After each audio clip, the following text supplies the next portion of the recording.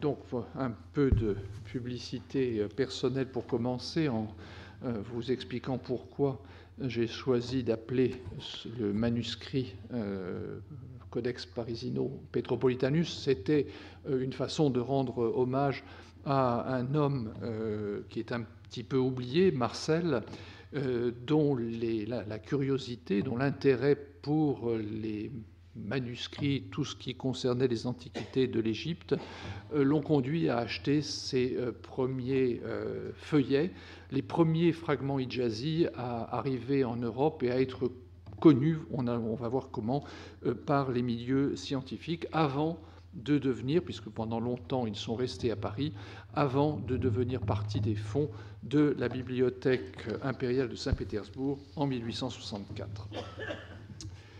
Marcel était né à Paris en 1776.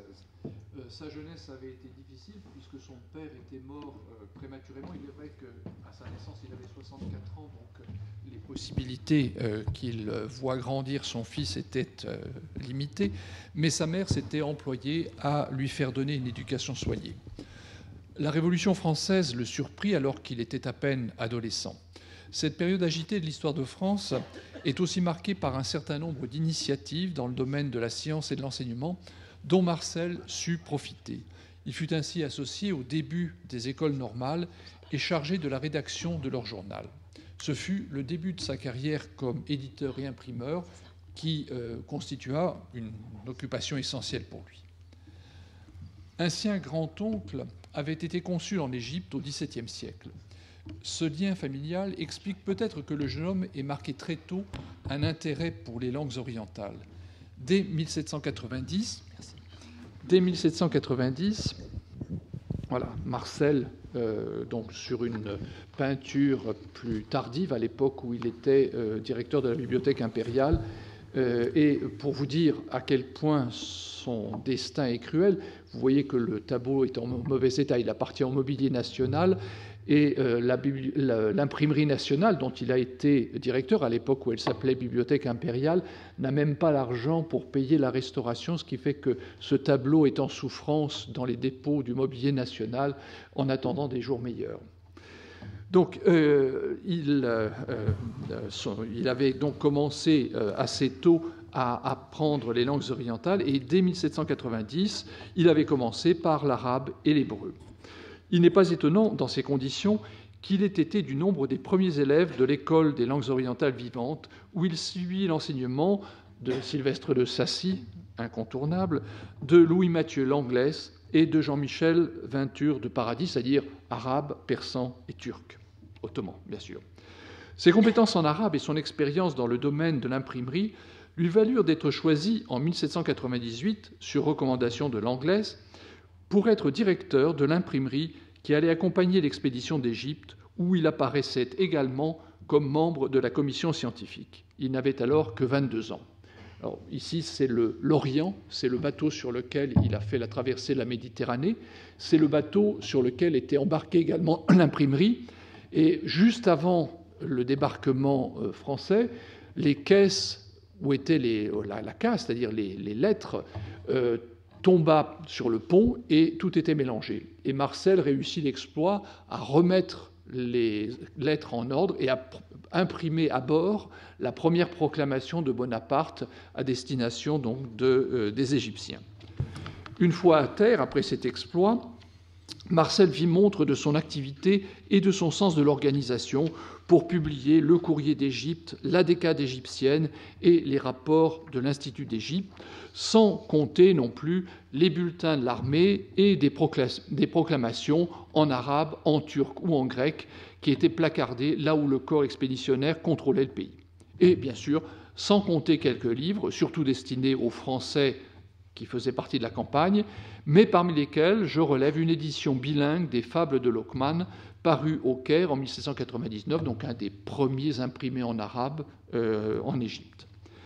Mais Marcel, comme je l'ai signalé, était également membre de la commission scientifique de l'expédition et consacrait une partie de son temps à explorer le Caire et ses environs, faisant des relevés, des copies ou des estampages. Faut-il rappeler que celui de la pierre de Rosette, qui allait jouer un rôle si important dans le déchiffrement des hiéroglyphes, fut son œuvre, avant que l'inscription ne soit retenue par les Anglais au moment de la capitulation des forces françaises. Marcel collectionnait également les manuscrits dans les langues les plus diverses. Il est probable que c'est dans ce but qu'il en vint à visiter la mosquée de Amr. Avait-il déjà connaissance de l'existence du dépôt de vieux manuscrits coraniques au rebut qui s'y trouvait? Telle est la question. Dès le XVIIe siècle au moins, nous l'avons vu avec la communication d'Edin Marmutovitch, des habitants de Fustat avaient commencé à vendre à des Européens amateurs d'antiquités ou de curiosités des fragments plus ou moins importants, soit directement, soit en passant par des intermédiaires. C'est ainsi qu'un négociant danois, Frédéric Bockvolt, avait acquis dès 1626 5 volumes qui sont maintenant conservés à Copenhague et proviennent du dépôt de la mosquée, puisque d'autres parties de ces manuscrits se trouvent à Paris d'une part et à Saint-Pétersbourg de l'autre. C'est le cas, par exemple, des fragments Marcel 64, 68, 65, 66, etc., qui appartenaient aux mêmes séries. Au siècle suivant, Frédéric Christian von Haven, un membre de l'expédition de Carsten Niebuhr, acquit lors de son séjour au Caire, entre novembre 1761 et août 1762, un feuillet de Coran qui fut reproduit dans le voyage en Arabie, la publication de Niebuhr. Le manuscrit d'où il fut retiré était conservé à l'époque dans la bibliothèque de la mosquée d'Al-Azhar et était attribué au calife Omar, mais provenait vraisemblablement de Fustat. Marcel avait d'ailleurs lui-même fait le rapprochement avec sa propre collection. Un fragment d'un autre manuscrit, un traité de généalogie dont Marcel a possédé une partie, avait été aussi rapporté par Niebuhr. Il ne fut toutefois connu que bien plus tard, grâce à sa publication par Émile Rödiger, en 1874, si je me souviens bien. Malheureusement, nous n'avons pas d'indices qui nous permettent de répondre à la question initiale, savoir si Marcel avait déjà eu vent de l'existence de ce dépôt avant de rejoindre l'Égypte, ou si c'est une fois sur place qu'il a trouvé cette possibilité d'acheter des fragments coraniques. Nous ne possédons guère plus d'éléments pour déterminer dans quelles conditions Marcel forma sa collection. Sur l'état du dépôt de la mosquée de Amr, nous disposons cependant du témoignage légèrement postérieur du voyageur allemand Ulrich Seetzen, dont il a déjà été question tout à l'heure, qui fit une étape au Caire en 1809 et trouva le moyen d'acquérir un échantillon qui était destiné à enrichir les collections du duc de Gotha. Il visita les lieux le 17 janvier 1809 et raconte dans son journal qu'il fut introduit par un enfant dans une petite pièce obscure du côté nord de la mosquée où se trouvaient des fragments de manuscrits anciens qui étaient accumulés pêle-mêle à même le sol, mélangés avec de vieilles nattes sur une hauteur d'1 pied. Seetzen affirme que la plupart des manuscrits étaient encore reliés. Pourtant, les collections ayant acquis des fragments, dont celle de Gotha, que vous voyez ici, donc les collections qui ont acquis des fragments de ce dépôt ne conservent pas de reliure de cette époque, en dehors d'un seul spécimen qui pourrait se rattacher à cet ensemble et qui est au Caire. Il est possible, en revanche, que des blocs de cahiers plus ou moins importants aient subsisté, maintenus ensemble par les coutures, ce qui expliquerait l'existence de portions de manuscrits contenant des séquences textuelles plus ou moins étendues dans les collections de Paris et de Saint-Pétersbourg, et on verra que c'est probablement ainsi que Marcel a procédé pour les acquérir.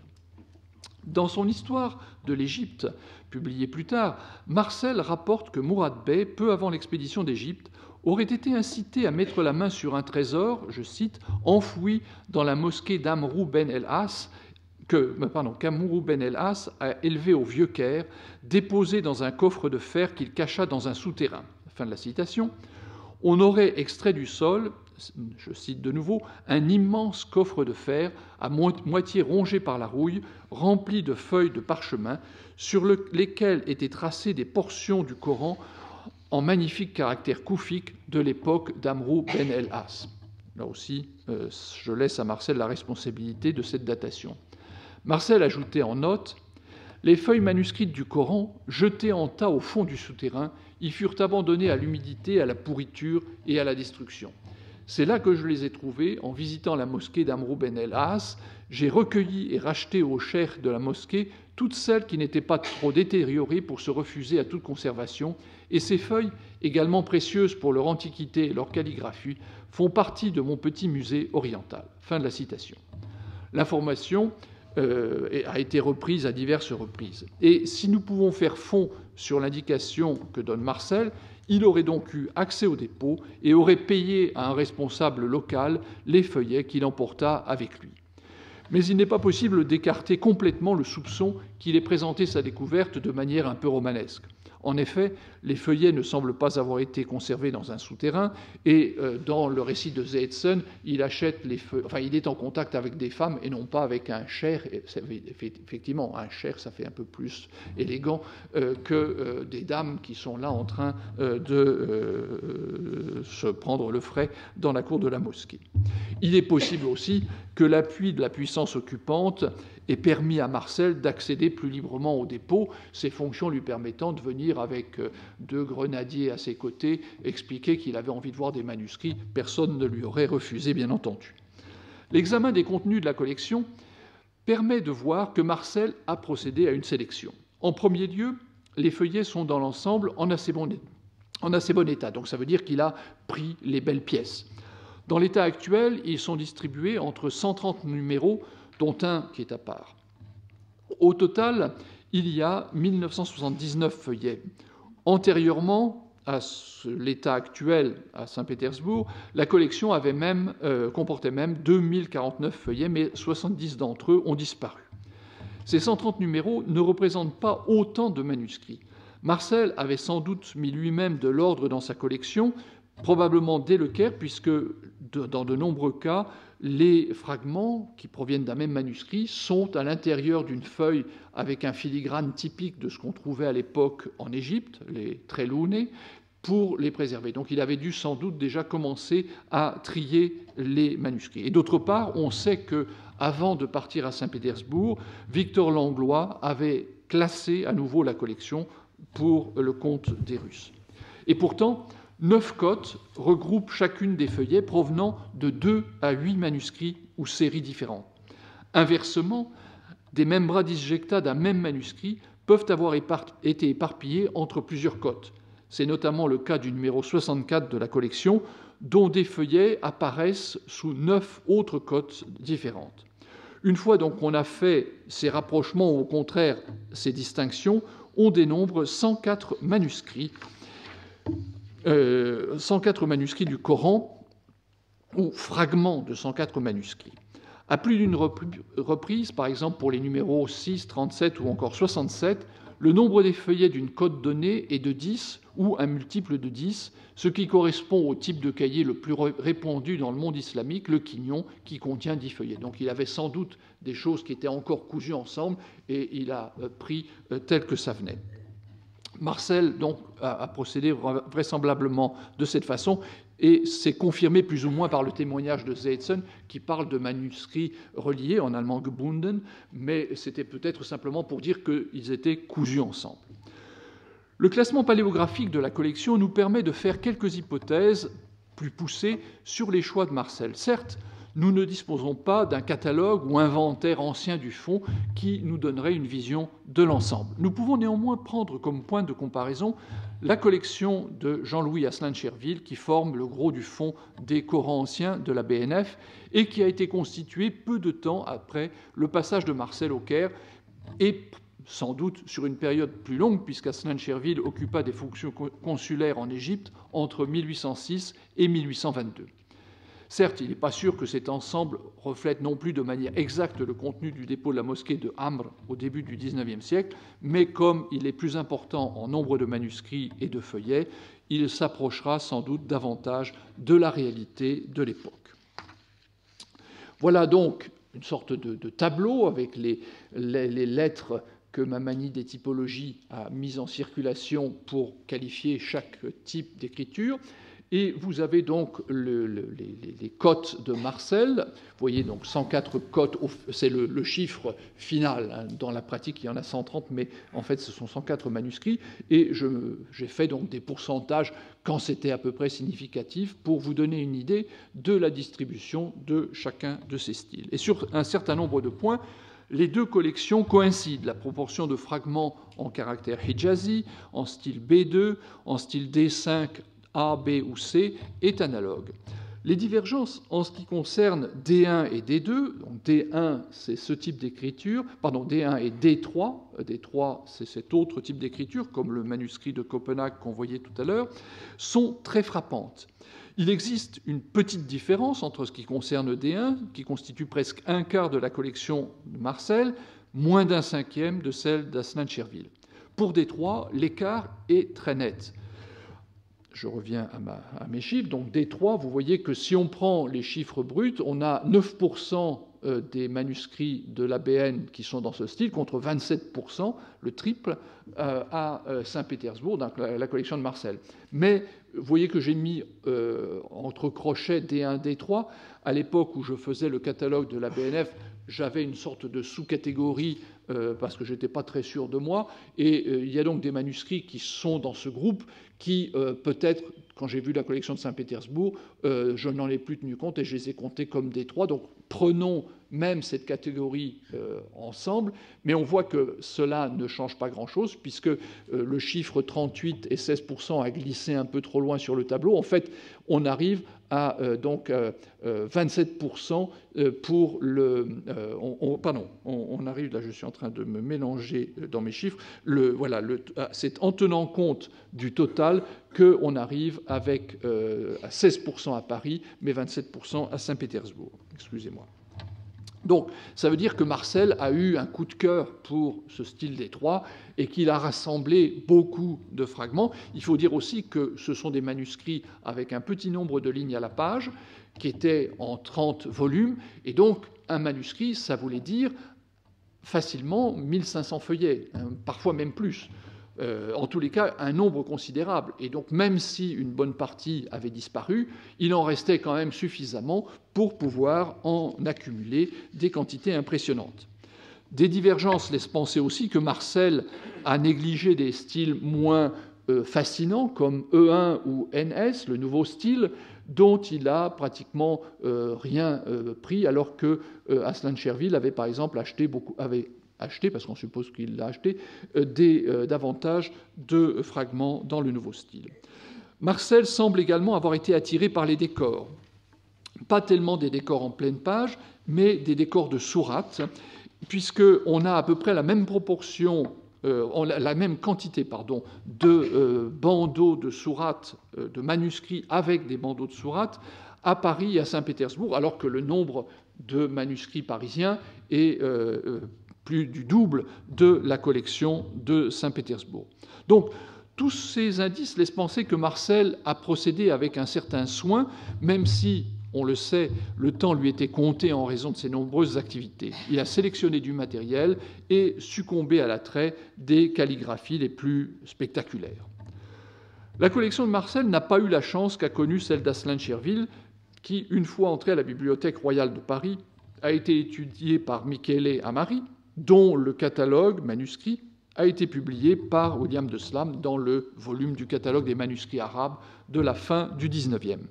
Marcel a néanmoins continué à travailler et surtout à permettre à d'autres savants de consulter ce matériel. Sur certains des feuillets, lui-même a noté en marge le mot « variante », sans doute par référence à l'édition du Coran de Hinckelmann, on voit ici à l'écran, et en ce sens, il a précédé les chercheurs de Paléocoran, puisqu'il a déjà dépisté ce qui lui apparaissait comme des variantes. Des papiers et des lettres conservés au sein de la collection Marcel de Saint-Pétersbourg montrent cette activité, peut-être dans la perspective de la publication de sa paléographie arabe, dont seule la première partie vit le jour, mais dont l'avis préliminaire permet d'apprécier l'ambition. Ils nous apprennent également que leurs possesseurs avaient donné à Étienne Quatremer et à Michel Sabag la faculté de consulter ces fragments. Le second en avait d'ailleurs profité pour dérober un feuillet qu'il avait ensuite cédé à l'anglais. Et à la mort de ce dernier, au moment où sa bibliothèque fut mise à la vente, Marcel racheta son propre feuillet pour le réintégrer à sa collection. D'autres orientalistes contemporains ont soit eu accès, soit connaissance de la collection, comme Ernest Renan, qui la mentionne dans son Histoire des langues sémitiques. Sa renommée devait d'ailleurs dépasser l'Hexagone, puisque l'arabisant italien Michelangelo Lanci acheta en 1824 un feuillet par l'intermédiaire de Toussaint Reynaud. Marcel en fit un calque avant de s'en séparer. Lanchi, on le sait, était très intéressé par la paléographie, puisqu'il a publié à ce sujet, et il avait sans doute pas de manuscrits sous la main, uniquement des inscriptions, et c'était pour lui l'occasion d'en avoir un. Sylvestre de Sacy vit-il également ces manuscrits? Dans son mémoire sur l'origine et les premiers monuments de la littérature parmi les Arabes, paru en 1808, il fait des commentaires très pertinents sur le koufite. À cette époque, pourtant, les collections publiques françaises n'en comptaient pratiquement pas d'exemples. En revanche, Marcel, à Paris, possédait un très vaste échantillon d'écritures anciennes qui expliquerait ces remarques très éclairées. Les deux hommes se connaissaient, puisque Marcel, directeur de l'imprimerie impériale jusqu'à la chute de l'Empire, publia sur les presses de l'établissement la Chrestomatie arabe, puis la grammaire arabe de Sylvestre de Sacy. Ça ne concerne pas la collection de Fustat, mais c'est une parenthèse pour vous faire part d'une énigme, celle des relations entre Marcel et Sylvestre de Sacy. L'inclusion des proclamations de l'armée d'Égypte, imprimées par les soins de Marcel, dans la Chrestomatie semble avoir mis Sylvestre de Sacy en position défensive. Il évoque le sujet dans la dédicace de la première édition à Napoléon. Sylvestre de Sacy était royaliste, il faut le préciser, dans la dédicace à Napoléon, et revient à 2 reprises sur ce point dans l'avertissement. Il affirme tout d'abord que les pièces qui appartiennent à l'histoire de l'expédition française en Égypte sont, sans contredit, un des principaux ornements de ce recueil. Fin de citation. Il note que, et je le cite encore, « les exemplaires en sont si rares que j'ai pu les considérer comme inédites, et donc il n'a pas contredit la règle qu'il s'était fixée de ne publier que des inédits dans la Chrestomatie. » Mais, alors qu'il indique l'origine des autres documents, les uns des archives du ministère des Relations extérieures, les autres de sa collection personnelle, il reste parfaitement muet sur le point de l'origine des proclamations. Au plus signale-t-il que c'est, et je le cite encore, d'après les affiches originales qu'il les a fait imprimer de nouveau. Qui à Paris pouvait avoir des exemplaires, sinon Marcel qui les avait imprimés et qui en avait probablement rapporté avec lui d'Égypte. Dans la seconde édition de la Chrestomatie, toute cette partie n'est pas republiée parce qu'on est sous la Restauration et Sylvestre de Sacy n'a plus à faire de révérence ni à Bonaparte ou Napoléon, ni à Marcel, et il écrit donc un certain nombre de choses qui laissent supposer qu'il éprouvait une sympathie modérée pour Marcel. Dans la note de présentation du texte de la déclaration du 13 Messidor en 6, absente de la première édition, puisqu'il était dit des choses qui n'étaient pas politiquement correctes, notamment de plus ou moins pendre le pape, il écrit « J'ai donné le texte, je le cite, j'ai donné le texte de cette proclamation d'après un des exemplaires imprimés destinés à être placardés en Égypte, et je n'y ai rien changé. J'ai seulement réformé les fautes d'impression, laissant subsister les nombreuses fautes contre la grammaire arabe qui s'y rencontrent. » Comme on peut supposer que le texte était dû à Marcel, qui était arabisant et qui a dû aider à la composition, c'était une façon de dire que Marcel n'avait pas la moindre idée de ce qu'était l'arabe. Donc, on est comme vous le voyez, loin de la première édition. Dans une note, Sylvestre de Sacy déclarait alors, dans la première édition, avoir fait imprimer une proclamation, et je le cite de nouveau, d'après un placard fait au Caire, où il avait, et c'est une citation, laissé subsister dans le texte quelques mots où je croyais qu'il y avait peut-être des fautes d'impression. Effectivement, comme Marcel imprimait ça, il était hors de question de lui dire qu'il n'y connaissait rien. Je n'ai pas trouvé d'informations plus précises sur les relations qu'entretenaient les deux hommes, en dehors d'une lettre de Marcel à Sylvestre de Sacy, conservée dans le dossier qui concerne Marcel dans les archives de l'Imprimerie nationale.